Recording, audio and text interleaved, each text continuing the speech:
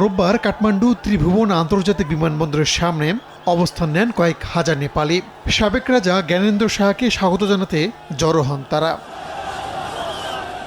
স্থানীয় গণমাধ্যম বলছে, এদিন সাবেক রাজা জ্ঞানেন্দ্র শাহ দেশটির পশ্চিমাঞ্চল সফর শেষে রাজধানীতে ফিরে আসেন। তাকে সাদরে গ্রহণ করতে বিমানবন্দরে প্রায় 10,000 সমর্থকের সমাগম ঘটে। এ সময় দেশটিতে বিলুপ্ত ঘোষণা করা রাজতন্ত্রকে পুনরায় চালুর দাবিতে বিভিন্ন স্লোগান দেন বিক্ষোভকারীরা। রাষ্ট্রধর্ম হিসেবে হিন্দু ধর্মকে ঘোষণার দাবি জানান তারা। আমি এখানে এসেছি রাজনৈতিক ব্যবস্থার পরিবর্তন আনতে, রাজাকে তার ক্ষমতা ফিরিয়ে দিতে, রাষ্ট্রধর্ম হিসেবে হিন্দু ধর্মকে প্রতিষ্ঠা করতে। দেশটির গণমাধ্যমের তথ্য অনুযায়ী প্রজাতান্ত্রিক শাসন ব্যবস্থা ঘিরে হতাশ হয়ে পড়েছেন অনেক নেপালি।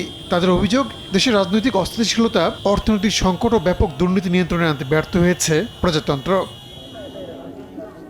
2002 সালে নেপালের রাজা হন জ্ঞানেন্দ্র শাহ। 2006 সালে দেশ জুড়ে তুমুল প্রতিবাদ বিক্ষোভের মুখে ক্ষমতা ছাড়তে বাধ্য হন তিনি। এর 2 বছর পর দেশটির সংসদে রাজতন্ত্রকে বিলুপ্তির জন্য ভোটাভুটি অনুষ্ঠিত হয়। সংখ্যাগরিষ্ঠ সংসদ সদস্যদের ভোটে নেপালের রাজতন্ত্র বিলুপ্ত ঘোষণা করা হয়। পরে রাজা জ্ঞানেন্দ্র শাহ সাধারণ জীবনযাপনের লক্ষ্যে কাঠমান্ডু রাজপ্রাসাদ ছেড়ে চলে যান। নেপাল হয় ধর্মনিরপেক্ষ রাষ্ট্র।